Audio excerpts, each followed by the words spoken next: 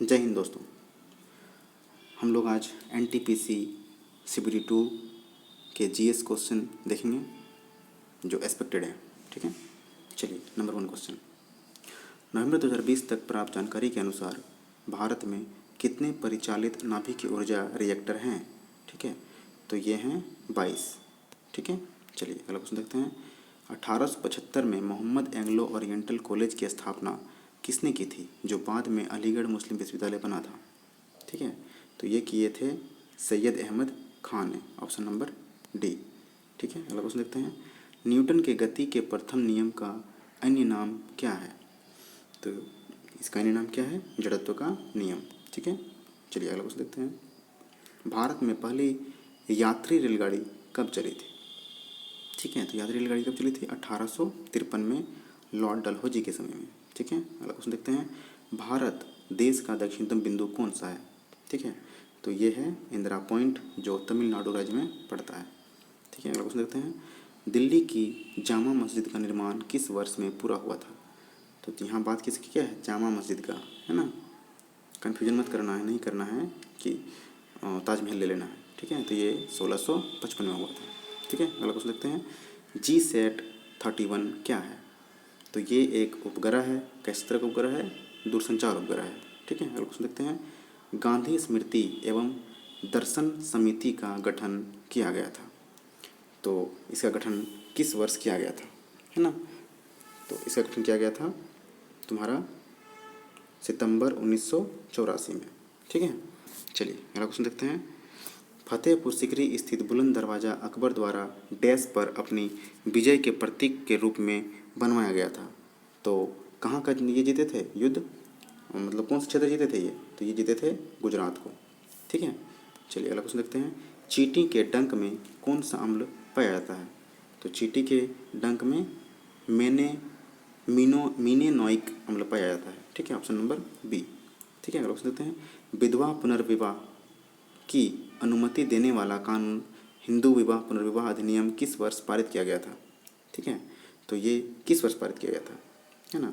तो ये पारित किया गया था ऑप्शन नंबर ए 1856 में। ठीक है, अगला क्वेश्चन देखते हैं। टैक्सोल किस पेड़ से निकाला जाता है? तो टैक्सोल निकाला जाता है यो के पेड़ से, मतलब उसका हिंदी होता है सूची वृक्ष। ठीक है, वैसे इंग्लिश ही आता है एग्ज़ाम में। ठीक है, तो यो का पेड़ है। ठीक है, चलिए अगला क्वेश्चन देखते हैं। सुशील कुमार ने किस खेल के लिए ओलंपिक पदक जीता था? तो सुशील कुमार ने कौन सा खेल से वो जुड़े हुए हैं? कुश्ती से जुड़े हुए हैं। ठीक है, ऑप्शन नंबर सी। ठीक है, अगला क्वेश्चन देखते हैं। यूनिसेफ का मुख्यालय कहाँ है? तो यूनिसेफ का मुख्यालय है न्यूयॉर्क में, अमेरिका में। ठीक है, चलिए अगला क्वेश्चन देखते हैं। टेलीकॉम क्षेत्र में ISP का पूर्ण रूप क्या होता है? ठीक है, तो ISP का पूर्ण रूप होता है इंटरनेट सर्विस प्रोवाइडर। ठीक है, चलिए अगला क्वेश्चन देखते हैं। दूसरी वंदे भारत एक्सप्रेस किन शहरों के बीच चली थी? ठीक है, तो ये दिल्ली से कटरा के बीच चला था। ठीक है, चलिए अगला क्वेश्चन देखते हैं। उस अवधारणा का चयन करें जो दिए गए कथन में निहित है। चलिए कौन सा कथन है? कथन है चिकित्सक जो उच्च परामर्श शुल्क लेता है वह अच्छा होता है। तो वो किस लिए अच्छा होता है? क्योंकि चिकित्सक की निपुणता की सीधा संबंध परामर्श शुल्क से है, इसलिए जाहिर सी बात है। ठीक है, चलिए अगला क्वेश्चन देखते हैं। भारत में श्वेत क्रांति का जनक किसे माना जाता है? तो भारत में श्वेत क्रांति जनक माना जाता है वर्गीज कुरियन को, जो दूध से संबंधित हैं। ठीक है, अगला क्वेश्चन देखते हैं। वर्णनात्मक इतिहास की पुस्तक इंडिया आफ्टर गांधी किसने लिखी है? तो इंडिया आफ्टर गांधी लिखे हैं आज के इतिहासकार रामचंद्र गुहा।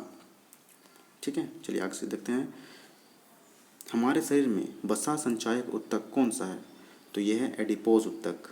ठीक है, ऑप्शन नंबर डी। अगला क्वेश्चन देखते हैं। भारत में प्रोजेक्ट टाइगर किस वर्ष शुरू किया गया था? तो ये शुरू किया गया था 1973 में, मतलब 1973 में। ठीक है, अगला क्वेश्चन देखते हैं। भारत में राष्ट्रपति द्वारा लोकसभा में एंग्लो इंडियन समुदाय से कितने सदस्य मनोनीत किए जाते हैं? ठीक है, तो ये किए जाते थे 2। ठीक है, जिसको आज संसदीय संशोधन के द्वारा हटा दिया गया है। ठीक है, चलिए अगला क्वेश्चन देखते हैं।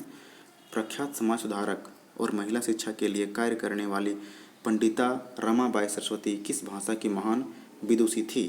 तो ये थी संस्कृत भाषा की, ऑप्शन नंबर डी। ठीक है, अगला क्वेश्चन देखते हैं। संसद द्वारा निःशुल्क और अनिवार्य शिक्षा का अधिकार अधिनियम किस वर्ष पारित किया गया था? ठीक है, तो यहाँ पर क्या बोला है?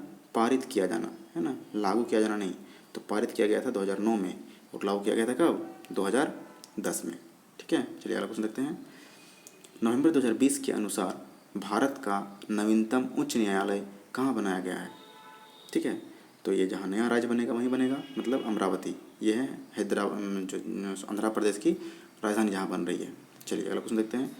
राजभाषा अधिनियम की धारा 3 के माध्यम से संघ की राजकीय कार्यों के लिए अंग्रेजी भाषा के निरंतर इस्तेमाल को किस वर्ष में लागू किया गया था?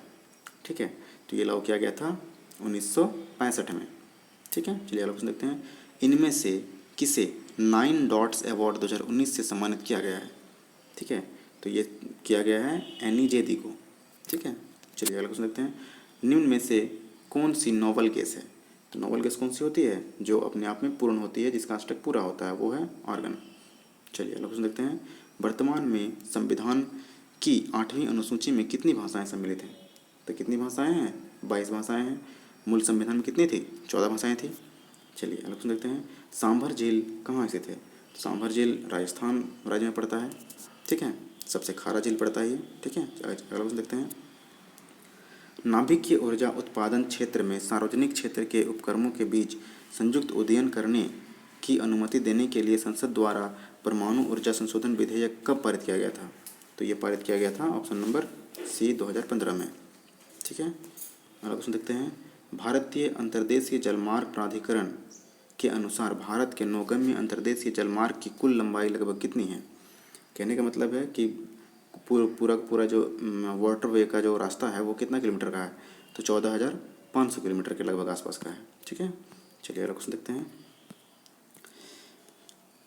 यदि सभी दार्शनिक तर्कवादी हैं तथा सुकरात एक दार्शनिक है, तो बताइए कि दिए गए निष्कर्षों में से कौन सा निष्कर्ष पालन करता है? ठीक है, तो जब बोल ही रहा है तो सीधा सीधा बात एक है कि सुकरात एक तर्कवादी थे। ठीक है, मतलब ऑप्शन नंबर सी। अगला क्वेश्चन देखते हैं। भारत में पहली ब्रिटिश प्रेसिडेंसी की स्थापना कहाँ की गई थी?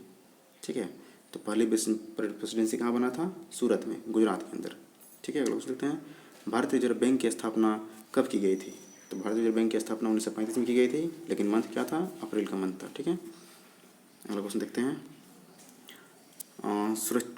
संयुक्त राष्ट्र मतलब यूनाइटेड नेशन सुरक्षा परिषद की अस्थायी सदस्यों का कार्यकाल कितना होता है? तो ये होता है 2 साल का। ठीक है, अगला क्वेश्चन देखते हैं। MS ऑफिस 2010 की एक्सेल वर्कबुक में डिफ़ॉल्ट तौर पर कितनी सीट्स शामिल होती हैं? तो ये सीट्स होती हैं 3। ठीक है, अगला क्वेश्चन देखते हैं। 2011 की जनगणना के अनुसार भारत का लिंगानुपात क्या था? तो भारत का लिंगानुपात था 943। ये क्वेश्चन ऑप्शन गलत है, यहाँ पर कर लें आप 943। ठीक है, चलिए देखते हैं 943, 943। ठीक है, अगला क्वेश्चन देखते हैं। ब्लूटूथ के आविष्कारकर्ता का नाम क्या है? तो ब्लूटूथ का आविष्कार किसने किया है? जॉब हार्टसन ने। ठीक है, जॉब हार्टसन ने किया है ब्लूटूथ का आविष्कार। ठीक है, अगला क्वेश्चन देखते हैं। फसलों के लिए निम्नलिखित में से कौन सा निकाय न्यूनतम समर्थन मूल्य की अनुशंसा करता है?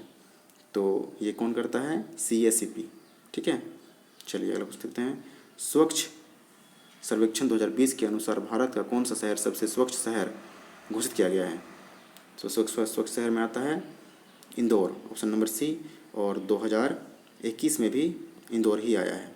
ठीक है, चलिए अगला क्वेश्चन देखते हैं। 2020 के अनुसार वह एकमात्र व्यक्ति कौन है जिन्हें भौतिक के लिए 2 बार नोबेल पुरस्कार मिला है? तो ये हैं लॉरेंस ब्रेग। ठीक है, Lawrence Bragg, option number B. चलिए धन्यवाद।